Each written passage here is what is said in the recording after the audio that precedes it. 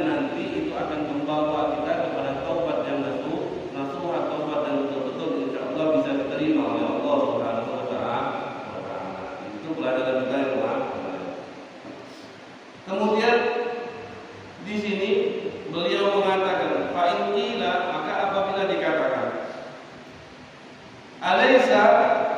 qala Nabi sallallahu alaihi wasallam, bukankah Nabi Muhammad sallallahu alaihi wasallam pernah mengatakan an-nadamu taubatun, bahwasanya penyesalan itu sudah dianggap seperti taubat. Nabi pernah mengatakan seperti itu, an-nadamu taubat. Penyesalan itu sudah dianggap taubat. Tanpa harus ada syarat-syarat yang disebutkan, tanpa harus ada permulaan yang disebutkan. Selagi orang itu menyesal, berarti dia sudah dianggap bertaubat. Apakah maknanya seperti itu atau tidak? Kan maknanya cuma singkat ini. Katanya cuma 2 kalimat, tapi cuma mengatakan an-nadamu taubat. Penyesalan itu taubat. Nah, di dalam hadis ini, apabila ada orang berbicara kepada kita bahwasanya Nabi itu kan mengatakan an-nadamu taubat, penyesalan itu taubat. Walam yadhkur mimma dzakartum min syara'itiha wa syaddatum syai'a.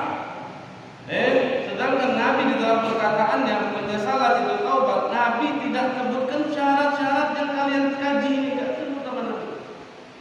Nabi enggak nyebutkan, kan kemarin kita belajar di syaratnya ada berapa?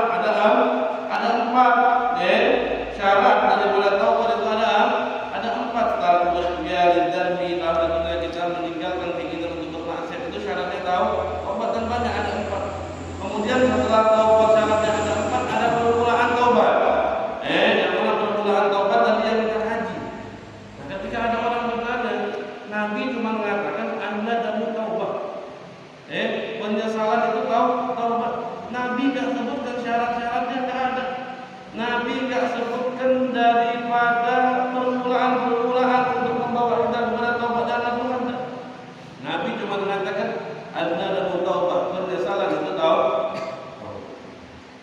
Wasyaddatum syai'a, dan dia katakan kalian ini terlalu mempersulit, terlalu mempersulit tentang ini.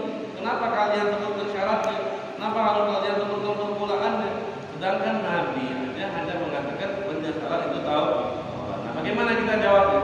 Bagaimana kita jawabnya? Di sini beliau katakan yuqalu lahu, dikatakan kepada dia, i'lam awwalan, ketahuilah pertama-tama, an-nadama ghairu maqdurin lil 'abdi, bahwasanya penyesalan itu sesuatu hal yang tidak bisa dilakukan oleh seorang hamba. Penyesalan itu, bahwasanya penyesalan itu adalah sesuatu yang tidak bisa dilakukan oleh seorang hamba. Ala tara annahu tad'u najamatu al-umurin fi qalbihi wa huwa yuridu an la yakuna kadzalika. Akankah kalian tidak melihat annahu, bahwasanya taqa'u an-nadamatu al-umurin fi qalbi, terjadi penyesalan terhadap beberapa perkara di dalam hatinya. Wa huwa yuridu an la yakuna kadzalika, sedangkan diri dia sendiri tidak menginginkan penyesalan tersebut itu ada di dalam hati dia. Dia ada penyesalan di dalam hatinya tentang beberapa perkara, sedangkan diri dia sendiri itu tidak menginginkan penyesalan tersebut ada di dalam hati dia. Wa taubatul maghfuratun lil 'abdi ma'murun biha, sedangkan taubat itu bisa, seorang hamba itu bisa melakukan daripada perbuatan taubat, ma'murun biha, dan taubat juga itu diperintahkan oleh Allah Subhanahu wa taala. Bagaimana kita bisa tahu bahwasanya penyesalan itu tidak bisa dilakukan oleh seorang hamba? Kemudian sini beliau katakan, "Tsumma inna qad 'alimna annahu law nadima 'ala dhunubi lamma dhahaba bidzalika jaruhu bainan nas aw maluhu fil nafaqati fiha." Kemudian telah kita ketahui bahwasanya ketika dia bertobat atas suatu maksiat, yang mana taubatnya itu dilandasi, penyesalannya itu dilandasi karena kalau saya melakukan ini maksiat, bisa-bisa jabatan saya hilang, bisa-bisa pangkat saya di antara manusia hilang. Kalau sekiranya saya melakukan ini maksiat, bisa-bisa duit saya habis karena untuk bermaksiat ini. Misalnya maksiatnya dia berzina, dia lewat satu perempuan, Penyesalannya itu bukan dikarenakan dia takut sama Allah, bukan dikarenakan dia mengagungkan Allah. Penyesalannya dia itu cuma kalau saya habisin nih, saya maksiat seperti ini, saya sama orang, duit saya habis. Seperti itu. Oh, kalau saya lakukan ini ketahuan, pangkat saya hilang. Nah, penyesalannya itu didasari dengan hal-hal yang seperti itu. Ketika penyesalan tersebut didasari dengan hal-hal yang seperti itu, fa inna dzalika la yakunu taubatan bila raibin, maka itu sudah pasti tidak dikatakan taubat. Tanpa ada keraguan lagi, itu namanya bukan taubat. Makanya kalau sekiranya cuma hanya penyesalan saja, maka ini tidak bisa dilakukan oleh seorang hamba. Karena apa? Karena maksud daripada kata-kata Nabi an-nadamu taubah, penyesalan itu taubat, itu harus penyesalan yang didasari dengan pengagungan kita kepada Allah dan rasa takut kita kepada Allah Subhanahu wa taala. Jadi harus ada yang seperti itu. Berarti apa? Berarti arti daripada hadis ini maknanya itu tidak sesimpel apa kata-katanya, tidak sesimpel itu. Tidak sesimpel cuma artinya penyesalan atau taubat, tidak. Ada arti yang tersembunyi di situ, bahwasanya taubat, penyesalan yang didasari dengan mengagungkan Allah, penyesalan yang didasari dengan takutnya kita kepada Allah, penyesalan yang seperti itu baru bisa dikatakan taubat. Nah, seseorang di dalam penyesalan yang bisa dia mengagungkan Allah, di dalam penyesalan yang harus dilandasi dengan rasa takut kepada Allah, kira-kira kalau tanpa 3 permulaan ini bisa terjadi. Tanpa kita memikirkan bagaimana kalau kita lakukan maksiat dampaknya seperti ini. Tanpa kita memikirkan bagaimana siksaan yang Allah sudah siapkan. Orang yang tinggalkan sholat siksaannya seperti ini. Orang yang tinggalkan puasa siksaannya seperti ini. Orang yang memakan harta anak yatim siksaannya seperti ini.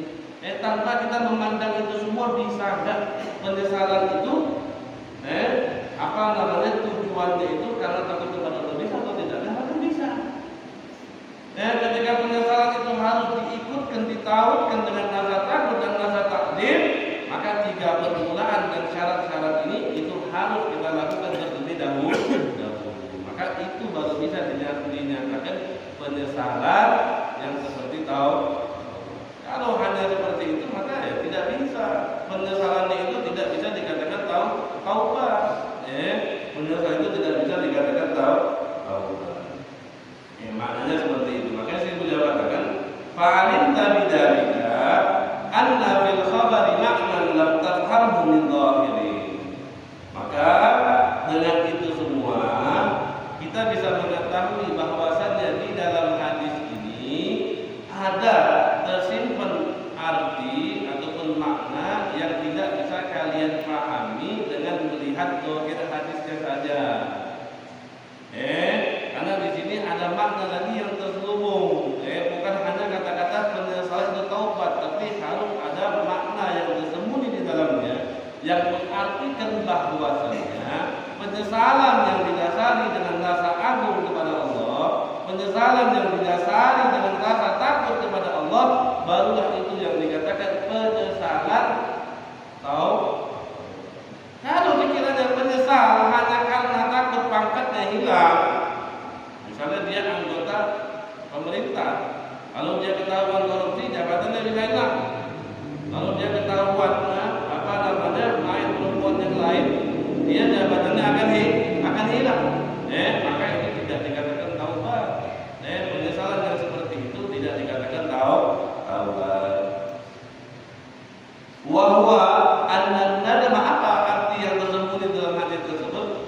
Wa huwa an-nadama bi ta'dimillahi subhanahu wa ta'ala wa khawfi iqabihi mimma yab'athu 'ala taubatin nasuh. Bahwasannya penyesalan yang didasari dengan mengagungkan Allah, penyesalan yang didasari dengan rasa takut akan siksaannya Allah, maka penyesalan-penyesalan yang seperti inilah yang akan membawa kita kepada taubat yang nasuha, taubat yang sebenar-benarnya taubat yang murni, yang khalis, betul-betul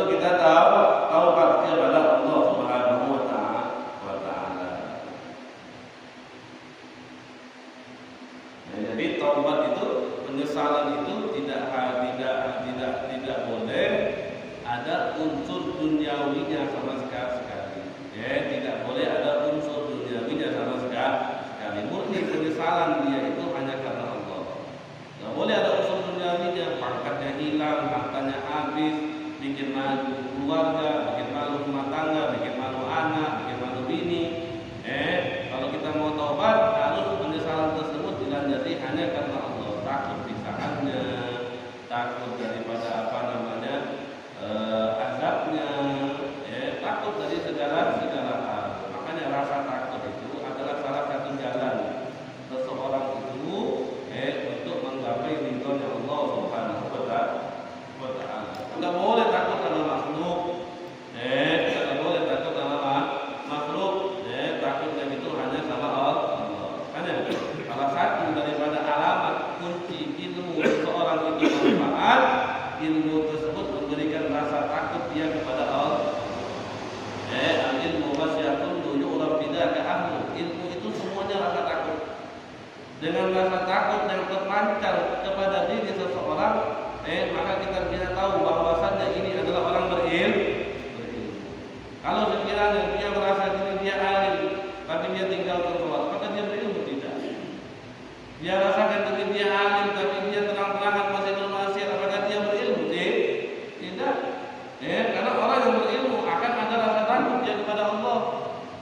Rasa takut kepada Allah itu bukan hanya di dalam zahirnya saja, baik di dalam keadaan terang-terangan atau berkhufyatan, di dalam dia dalam keadaan sepi hanya dia sama Allah, dia tetap takut kepada Allah Subhanahu wa Ta'ala. Baru dikatakan ilmu dia adalah ilmu yang bermanfaat. Kalau sekiranya orang merasa diri dia alim atau dipandang orang alim, tapi dia masih terang-terangan melakukan bentuk maksiat kepada Allah, maka orang itu tidak dikatakan orang yang berilmu. Paling tidak ilmu dia yang dia dapatkan itu bukanlah ilmu yang bermanfaat. Karena ilmu yang bermanfaat itu harus memberikan rasa takut seseorang tersebut kepada Allah. Innama yakhsyallaha min ibadihil ulama. Sesungguhnya para ulama itu adalah orang-orang seorang hamba-hamba yang takut dan hanya takut kepada Allah Subhanahu wa Ta'ala. Baru mereka bisa dikatakan ulama. Tapi kalau mereka tidak takut, kalau orang kita lihat dia ini takut sama Allah, maka satunya dia lakukan maksiat. Kalau orang dia takut sama Allah, omongannya, tapi masih lakukan maksiat, itu tidak takut. Itu enggak takut. Makanya di dalam kitab Adab Sulukil Murid, salah Habib Abdullah bin Alwi Al-Haddad, itu dia menerangkan salah satu sifat yang membuat seorang hamba itu kurang ajar kepada Allah Subhanahu wa Ta'ala, itu adalah sifat dengki. Sifat dengki. Kenapa dengki itu adalah sifat yang dikatakan kalau kita punya sifat dengki, kita udah kurang ajar kepada Allah. Kenapa? Karena dengki itu apa? Definisi orang hasud itu apa? Definisi orang hasud taman di dawal ni'ma ala akhi. Definisi sifat hasud itu dengki tadi, kita menginginkan nikmat yang Allah berikan kepada seorang hamba ini hilang. Itu namanya hasud atau dengki. Kita pengen nikmatnya hilang, baik itu nikmat duniawi ataupun nikmat Allah. Kita nggak pengen kita orang sukses, kita pengen bagaimana caranya kita lihat ini nikmatnya hilang. Itu adalah sifat hasud. Kenapa sifat hasud itu bilang kita suul adab, kurang ajar sama Allah? Karena Allah Subhanahu wa Ta'ala memberikan nikmat kepada orang ini yang kita hasudkan ini, itu atas keinginannya Allah, atas kehendaknya Allah. Kalau Allah nggak pengen dikasih nikmat, nggak ada dia nikmatnya. Tapi dia bisa jadi orang alim, dia bisa jadi orang kaya, dia bisa jadi orang sukses, dia bisa dipandang orang dengan pandangan yang baik. Itu semua adalah nikmat yang diberikan oleh Allah Subhanahu wa Ta'ala. Ketika kita pengen nikmat itu hilang dari orang ini, berarti kita sudah bermusuhan kepada Allah. Kita sudah rebut-rebutan sama Allah. Kita pengen itu hilang nikmatnya, Allah pengen nikmatnya terus Allah kasih. Nah itu dikatakan orang itu kurang ajar dia. kurang aja kepada Allah Subhanahu wa taala. Nah, orang yang takut kepada Allah Subhanahu wa taala, dia tidak mungkin kurang ajar kepada Allah Subhanahu wa taala. Maka tadi penyesalan tersebut itu harus dibarengi dengan rasa agung kepada Allah, harus juga dibarengi dengan rasa takutnya kita kepada Allah Subhanahu wa taala. Maka syarat-syarat yang sudah kita sebutkan tadi dan permulaan yang sudah kita sebutkan tadi, maka itu penting. Karena itu untuk menimbulkan rasa takut kita kepada Allah. Seperti kalau kita melihat anak kita, kalau kita mendidik santri, kan, bagaimana cara kita memberikan mereka itu untuk mentaati daripada peraturan yang kita berikan di pondok pesantren. Tentu di situ kita harus menimbulkan salah satunya di antara hati mereka itu satu rasa takut dan satu rasa cinta. Takut sama cinta itu harus ada. Takut sama rasa cinta itu harus ada.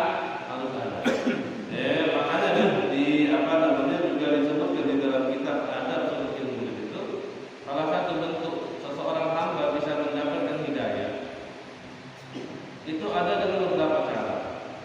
Cara yang pertama mungkin dengan rasa takut. Cara yang kedua mungkin juga dia bisa mendapatkan hidayah tersebut dengan kerinduannya dia.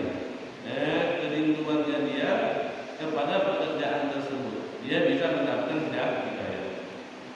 Nah, begitu pun juga ketika kita ingin merasakan diri ini takut kepada Allah ataupun kita pengen memberikan motivasi kepada seorang anak agar dia disiplin, maka kita harus barengi itu, harus kita berikan dia rasa takut dan rasa cinta. Cinta dia akan perbuatan tersebut dan takutnya dia kalau sekiranya dia meninggalkan perbuatan tersebut. Maka itu ada peraturan nantinya. Kalau sekiranya jam sekian masih belum datang di masjid misalnya, nanti ada kena hukuman, didirikanlah dia di masjid nantinya. Nah, itu caranya kita memberikan rasa takut kepada mereka agar mereka bisa disiplin nanti mentaati dengan peraturan pondok. Dan juga kita berikan di situ rasa cinta yang mereka akan perbuatan yang akan mereka lakukan seperti mana? Kalau kamu datang ke masjid dua, kamu iktikaf, kamu baca wirid, kamu sholat di sholat pertama, kamu sholatnya berjamaah, kamu ini kita sebutkan hadisnya, kita sebutkan ganjarannya, kita sebutkan ini. Itu kita memberikan daripada rasa keinginan mereka, cintanya mereka akan perbuatan yang akan mereka lakukan. Itu pun juga di dalam penyesalannya kita, di situ harus ada rasa agungnya kita kepada Allah, harus ada rasa takutnya kita kepada Allah, baru di situ bisa dikatakan penyesalan. Yang dikatakan penyesalan itu adalah taubat. Fa inna dzalika min sifatil taibina wa halihim, maka sesungguhnya itu semua taubat ataupun penyesalan yang didasari dengan keagungan Allah, didasari dengan takutnya kita kepada Allah, itu termasuk daripada sifat-sifatnya orang-orang yang sering bertaubat kepada Allah wa halihim dan keadaannya mereka. Wa bi'tibari ikhtilafi maratibihim. Di dalam taubat juga sebenarnya itu ada kedudukan-kedudukannya. Taubat itu bukan hanya sekedar taubat kalau dari istilah tasawufnya. Taubat itu nanti banyak, ada namanya taubat, ada namanya al-inabah, ada namanya aubah. Ini semua beda tingkatan, beda tingkatan. Taubat itu sifat-sifatnya orang mukmin. Al-inabah itu sifatnya orang yang dekat sama Allah. Al-aubah itu sifatnya daripada para anbiya wal mursalin, para nabi dan rasul. Itu al-aubah. Kemudian di sini juga dikatakan yuqalu inna taubata min tariqil ma'na ala salasati anwa'in. Taubat itu dari segi maknanya itu terbagi menjadi 3 macam. Fal awwalu at-taubah min dzambin. Yang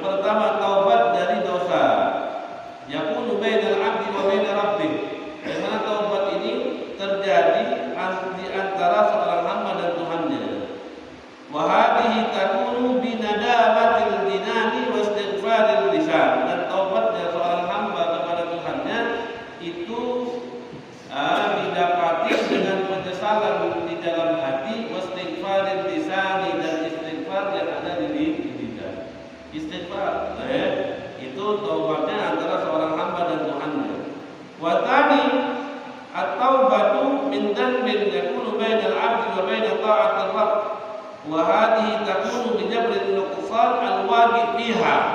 Kemudian taubat yang kedua, taubat dari dosa di antara seorang hamba dan antara taatnya dia kepada Allah. Caranya bagaimana? Caranya dia menambal kekurangan yang ada. Makanya dikatakan innal hasanat yudhibna sayyi'at. Nabi mengatakan sesungguhnya perbuatan baik itu bisa menghapus perbuatan jelek. Jadi caranya kita bertobat bagaimana salah satunya? Kita menambal kekurangan yang ada dengan taatnya kita kepada Allah Subhanahu wa ta'ala. Dan macam taubat yang ketiga tadi, wa taritu min dhanbin yakunu bainal 'abdi wa bainal khalqi. Taubat yang terjadi antara seorang hamba juga kepada seorang hamba. Taubatnya kita antara manusia bersama manusia. Itu bagaimana kalau taubatnya kita antara manusia? Dilihat dulu. Kalau sekiranya kita itu memang mengambil hak mereka yang perlu kita kembalikan, maka perlu kita datang ke rumahnya, kita minta maaf dan kita kembalikan barang yang sudah kita ambil. Atau misalnya kisos, dia memotong tangan orang tanpa ada haknya, tangannya juga dipotong. Dia membunuh orang tanpa ada haknya, maka dia juga harus dibunuh, kecuali kalau keluarganya memaafkan, baru itu tidak apa. Itu daripada macam-macamnya taubat. Fa innahu idza dzakara al-adhkar as-salata allati hiya muqaddimatut taubati yandam. Karena sesungguhnya apabila dia mengingat daripada zikir-zikir yang tiga ini, yaitu permulaan taubat yang kita kaji kemarin tiga kan? Permulaan taubat yang kita kaji dari tiga itu ibaratnya itu adalah zikir dan harus kita rutin ingat setiap pagi, setiap malam kita ingat dosa kalau kita lakukan bahayanya seperti ini. Kalau kita lakukan dosa ini, Allah akan azab kita. Azabnya Allah itu pedih. Azabnya Allah itu kejam. Azabnya Allah itu keras. Kalau kita diazab Allah, tubuh yang lemah ini tidak bakal mampu menerima siksaan api neraka. Tubuh yang lemah ini tidak bakal mampu dicambuk atau ditendang oleh malaikat Jabariyah. Tubuh yang lemah ini tidak bakal mampu disengat oleh ular ataupun kalajan. Kita ingat dulu, kita jadikan Nah, kalau sudah ada al-adhkar salat allati hiya muqaddimat taubah, apabila dia mengingat daripada tiga zikir ini yang mana itu adalah permulaan taubat yang jam, maka dia akan menyesal. Penyesalan yang didasari dengan rasa agung dan rasa takut kepada Allah. Wa hamalatun nadamatu ala tarki ikhtiyariz dzanbi. Dan penyesalan tersebut membawa dia untuk meninggalkan keinginan dia di dalam bermaksiat kepada Allah Subhanahu wa ta'ala. Wa tarka nadamatu fi qalbihi bil mustaqbal, dan penyesalan tersebut itu akan masih terus walaupun masanya itu udah lewat. Nah, kalau kita menyesal tadi dengan karena Allah, menyesal dengan dia karena kita mengagungkan Allah, maka penyesalan tersebut akan terus membawa kita baik itu di masa yang sekarang, juga di masa yang akan datang. Tapi kalau kita menyesalnya karena harkat, menyesalnya karena harta, di saat harta kita lebih lagi oleh Allah, lakukan lagi maksiatnya. Nah, hartanya banyak. Di saat pangkatnya itu, posisinya itu sudah tidak bisa tergoyahkan lagi, walaupun dia melakukan beberapa bentuk maksiat, dia lakukan lagi. Tapi kalau penyesalan tersebut dilandasi dengan rasa agung dan takut kepada Allah, insya Allah penyesalan tersebut akan terus baik di masa yang akan datang. Wa tarda nadamatu fi qalbi bil mustaqbali fatahmiluhu 'ala al-ibtihal wa tadarru, yang mana penyesalan tersebut akan membawa dia kepada rasa rendah diri dia di hadapan Allah Subhanahu wa ta'ala. Falamma kana dzalika min asbabit taubati wa sifatit taib, maka tatkala ini semua termasuk daripada sebab-sebabnya taubat dan sifat-sifatnya orang yang bertaubat, samahu Rasulullah sallallahu alaihi wasallam bismit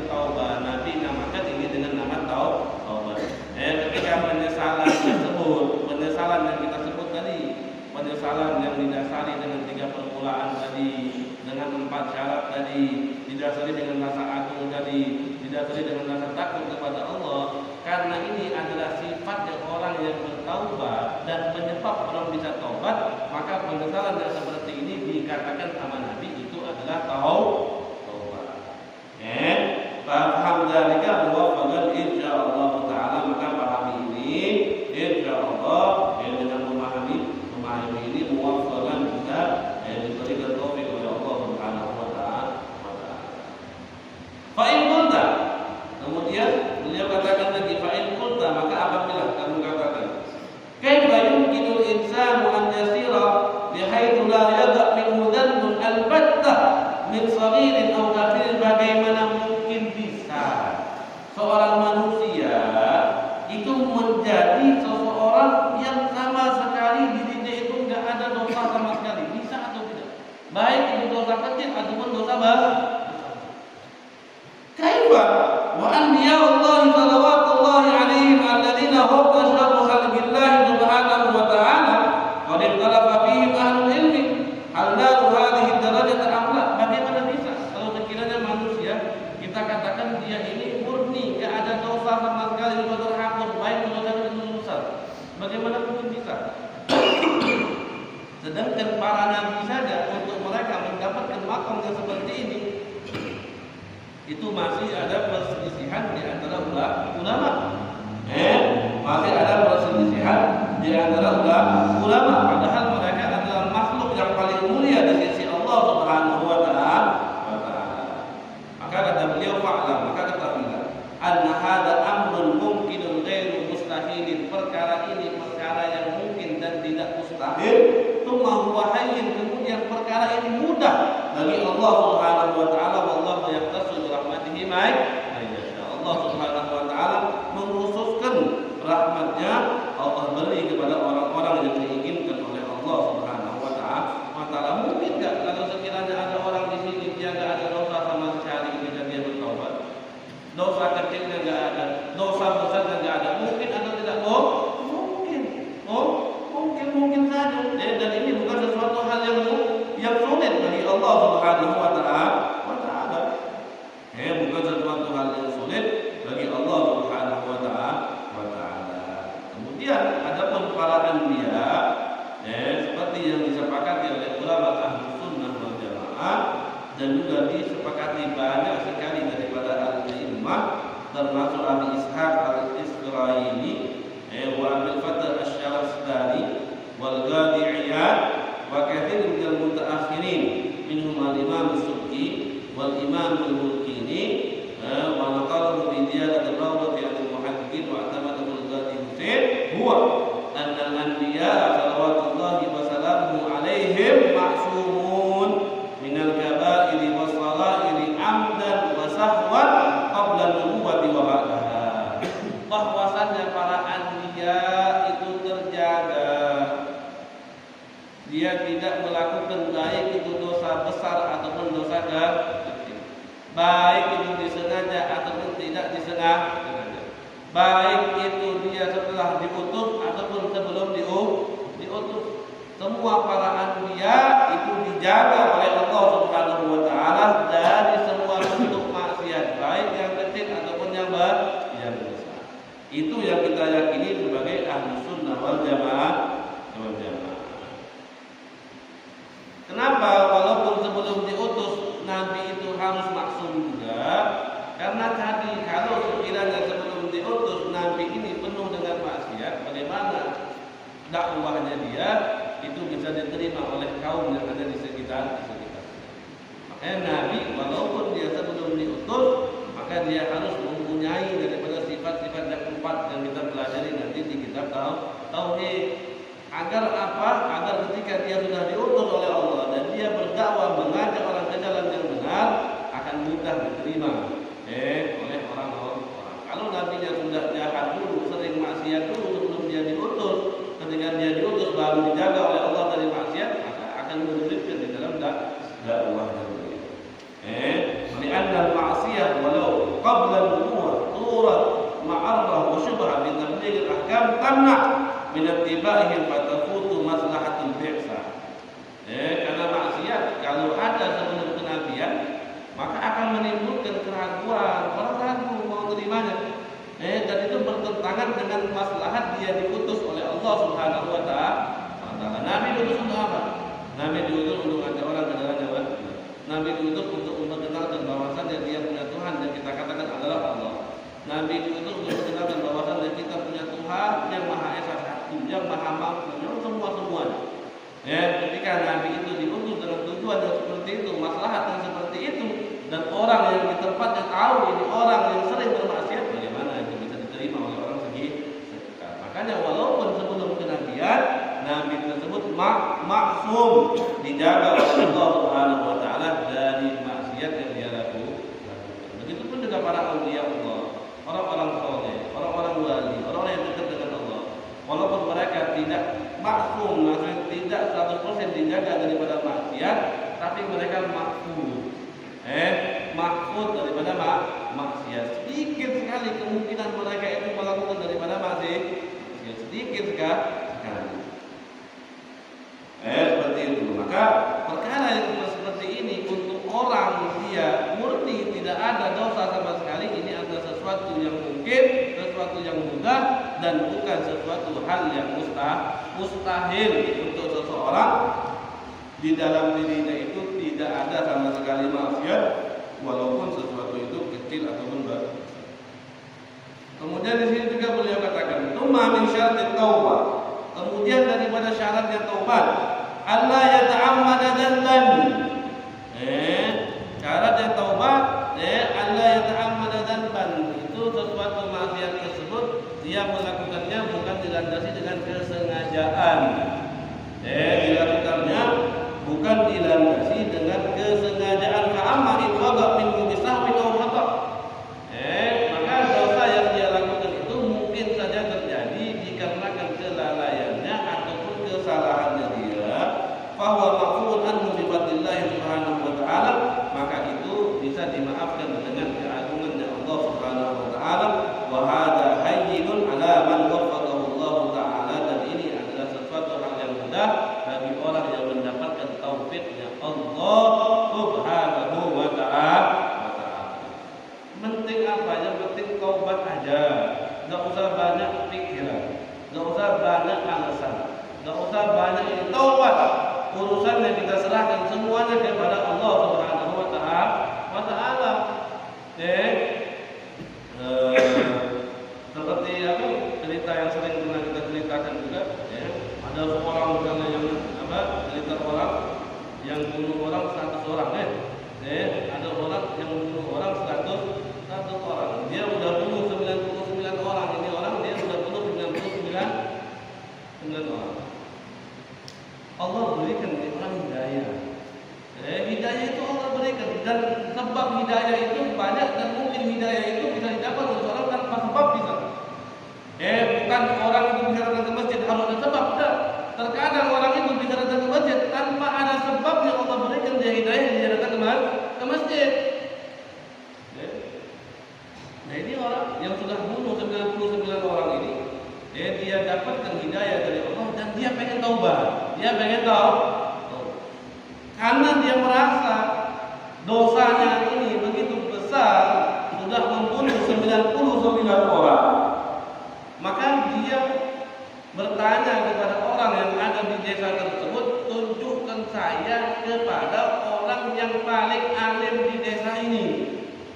Maka kalau orang yang ada di desa tersebut, ini orang bukan ditunjukkan kepada orang yang alim, tapi ditunjukkan kepada orang yang abid, orang ahli ibadah.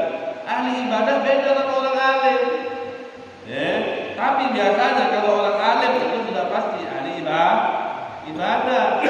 Kalau orang alim sudah pasti ahli ibadah, tapi tidak kebalikannya. Tidak semuanya orang ahli ibadah, semuanya orang alim. Sebelum kita membaca di bab taubat ini, ketika kita berada di fase bab ilmu, apa yang dikatakan Imam Ghazali? Berapa banyak orang yang sudah ngabisin hidupnya 70 tahun, 80 tahun, 60 tahun, tiba-tiba sholat yang dia lakukan salah, puasa yang dia lakukan salah semua.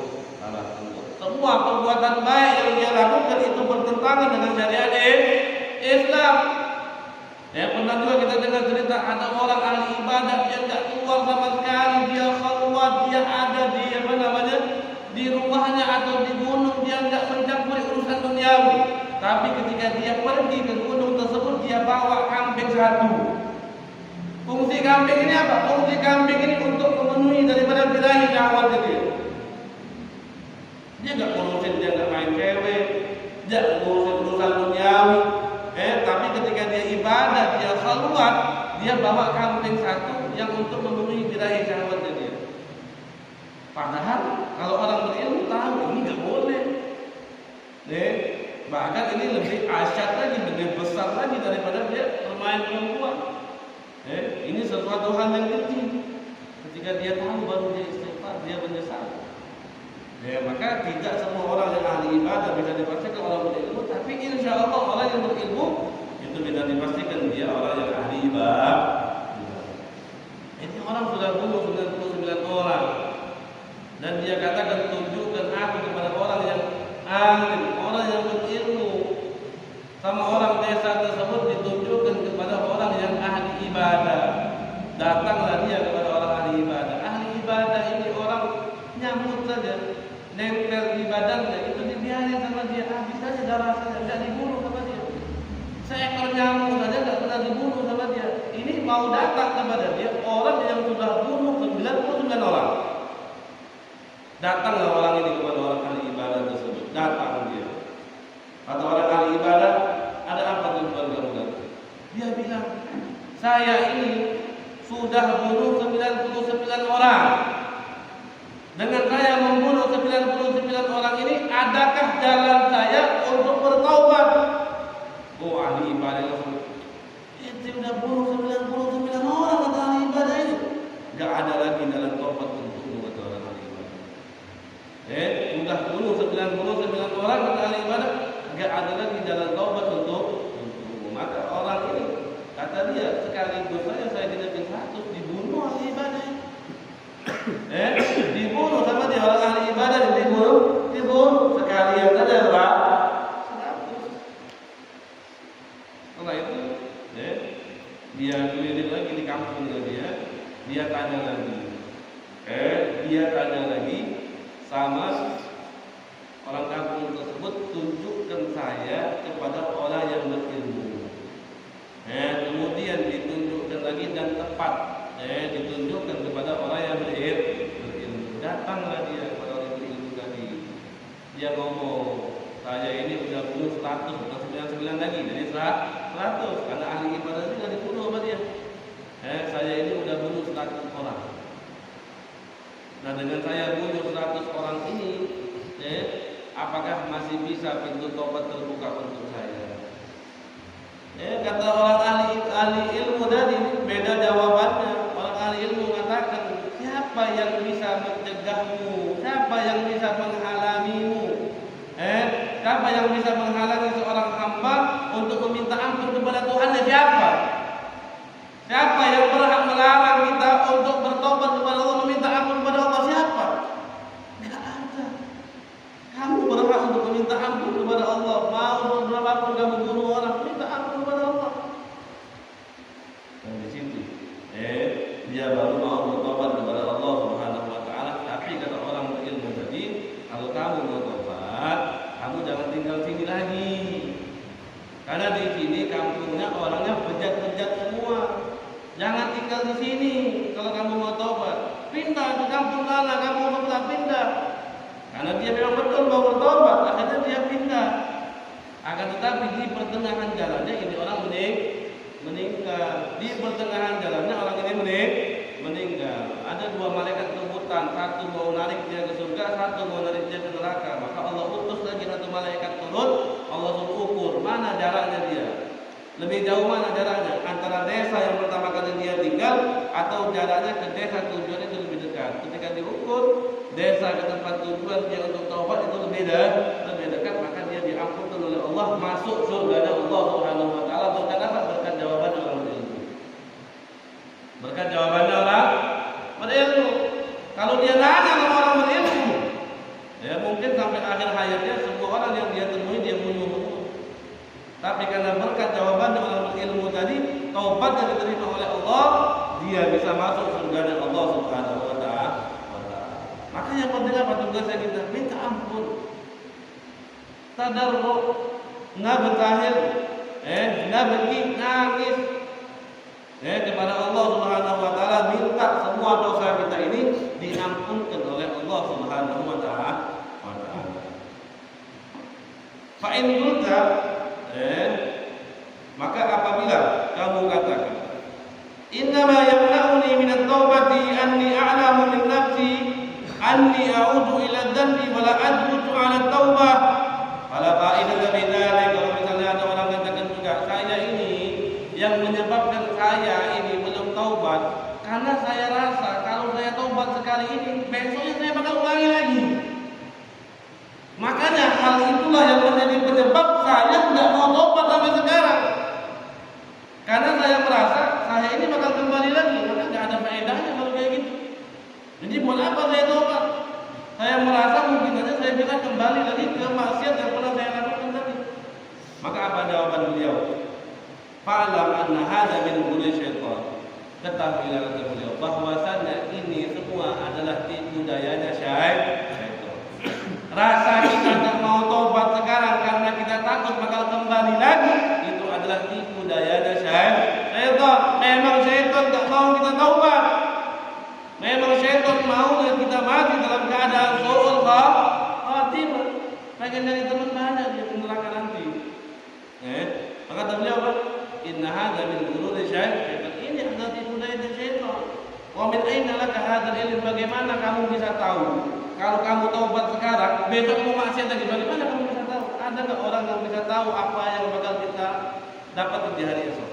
Ada atau tidak? Bahkan sejam ke depan, 5 menit ke depan, keluar dari manusia ini kita nggak tahu kita bakal dapat apa.